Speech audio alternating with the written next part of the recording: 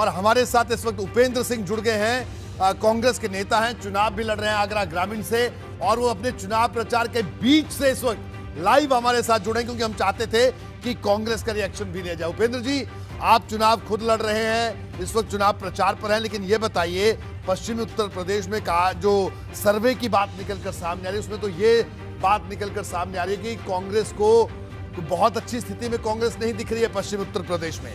1 से 3 सीट के आसपास का मामला दिख रहा है, क्या कहना आपका?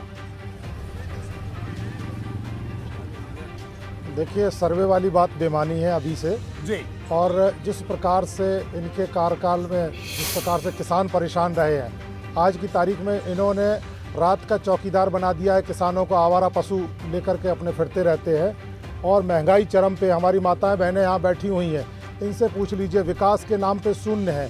तो इनका बिल्कुल भी कहीं से कहीं तक जो है वोटिंग का जो आप दिखा रहे हैं, ये कहीं से कहीं तक सर्वे बिल्कुल भी बेमानी है आज की तारीख में। और जिस प्रकार से प्रियंका गांधी जी ने काम की है, 2 साल के अंदर उन्होंने 2.5 साल के अंदर कांग्रेस को उठाया है, और महिला सुरक्षा की बात से लेकर के महिलाओं को 40% आरक्षण से लेकर के डेवलपमेंट की लेकर के हम लोग जनता के बीच में जा रहे हैं। हमें तो अपार स्नेह मिलाई दिखाई पड़ रहा है। कहीं पे भी आप देख लीजिए कि हजारों की भीड़ टूटने जाती है, हम ही लोग संभालना पड़ते हैं कि भैया कोरोना काल है, थोड़ा सुरक्षा का ध्यान रखिए, अपना भी ध्यान रखिए, हमारा भी ध्यान रखिए।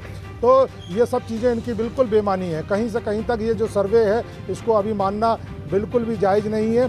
और आज इनके जो नेता कार्यकर्ता गांव से दौड़ाए जा रहे हैं, गांव में घुस नहीं पा रहे हैं। आप सर्वे में इनको सीटें दिखा रहे हैं, कौन से गांव में इनका नेता घुस पा रहा है? हम जहां जाते हैं वो पहले ही कह देते हैं कि भैया भाजपा वाले तो नहीं हो, अगर भाजपा वाले हो तो गांव से बाहर चले जाओ। मैं अपनी विधानसभा में कम से कम नहीं तो 70 गांव ऐसे बता सकता हूं कि जिनमें कि इनका घूमना तक प्रतिबंधित है, घुस नहीं सकते हैं गांव में, जहां पे बैनर लगे इनके खिलाफ, पोस्टर लगे इनके बिल्कुल उपेंद्र जी, आपको पूरा हक है अपनी बात कहने का। बिल्कुल आपने अपनी बात कर, आपका कहना है कि आपका प्रदर्शन बेहतर होगा जो तस्वीर निकलकर सामने आ रही है। उपेंद्र सिंह जी, आप कोई रिएक्शन आप देना चाहेंगे? आपने सबकी चर्चा सुनी, सबके दावे सुने संक्षेप में।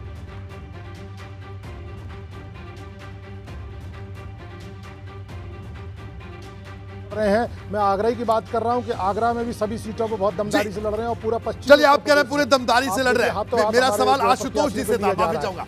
आशुतोष जी, आपका रिएक्शन? बिल्कुल जी,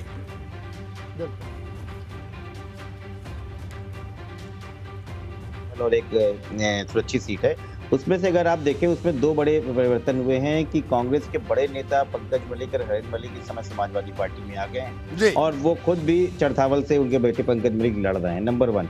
नंबर 2, बुढ़ाना, मुजफ्फरनगर, कठौली, 3 ऐसी सीटें हैं जहां पे समाजवादी पार्टी कठौली में थोड़ा ज्यादा मार्जिन में थी, लेकिन ये आरएलडी के साथ नहीं थी, और बाकी जगह जो है 10,000 से कम मार्जिन के आसपास वो जीती थी।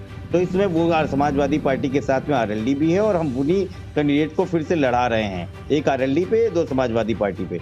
तो मुझे लग रहा है कि यहाँ का पूरा सिनेरियो चेंज हो रहा है, और जिस तरीके से किसान आंदोलन के बाद ये माहौल बना है कि भारतीय जनता पार्टी के प्रत्याशी अपने क्षेत्रों में प्रचार नहीं कर पा रहे हैं, वहां पर एक किसान, एक नया वोटर तैयार हुआ है। वहां पे कोई जाति, कोई धर्म नहीं हुई है, वहां पे किसान एक नया वोटर है जिसको लोग अलग अलग फाड़ करके देख रहे हैं कि ये जाट है, ये हिंदू है, ये गुर्जर है, लेकिन असल में वहां पे जो वोटर है और जहां पे जो प्रत्याशी है वो किसान वर्सेस भारतीय जनता पार्टी है, और उसका आपको परिचित होगा। अगली जो है आपने दिखाया लगातार बढ़त हो रही है। मुझे इसलिए कंफ्यूजन है क्योंकि मैं 136 सीटों को एनालाइज नहीं कर रहा हूँ किससे आप कंपेयर कर रहे हैं, लेकिन बढ़त आपको दिख रही है। समाजवादी पार्टी इससे भी ज्यादा बढ़त लेके आएगी और पश्चिम उत्तर प्रदेश में आशुतोष जी, मैं आपको रोकूंगा।